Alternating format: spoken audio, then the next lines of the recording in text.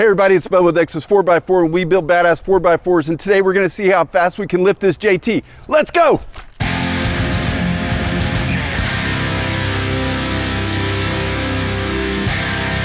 Blake's about to dig in on this Jeep. I'm gonna go over this pile of parts that the customer has chosen for his rig. Let's start over here on the my far right, your far left. It's gonna be the worn bull bar that's gonna mount to the factory steel bumper. I'm actually a very big fan of the steel bumper that comes on these vehicles. They're really nice because when you buy the winch plate that bolts down inside of it, you can mount a worn winch down inside there, or other winch for that matter. But it tucks away very nicely and doesn't block the airflow to the radiator, allowing them to run cooler, which is very, very important. Them having accessories like this that'll mount to that bumper, it keeps things very clean and aesthetically very nice.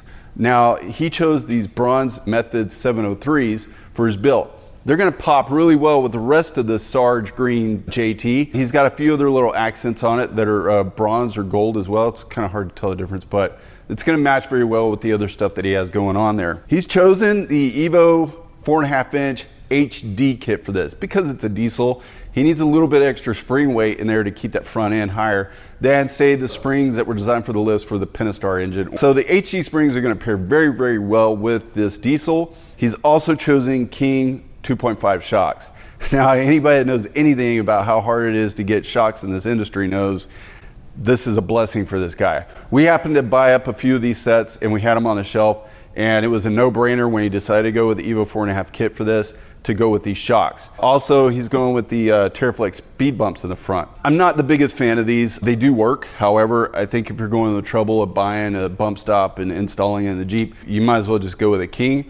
But this is a good alternative to what's in there right now with the stock. Even though this suspension kit does come with a track bar, I prefer to use the Synergy track bar. There are a few other track bars out there as well, like the Yeti, but they're kind of big and bulky. I'm not a big fan of them because they take up so much room down there, and room can get really tight when you start articulating. You got big track bars like that in there. I know a lot of people have had problems with them, but I prefer to use something like the Synergy. It's not any bigger than what's in there stock, but man, it is super, super beefy.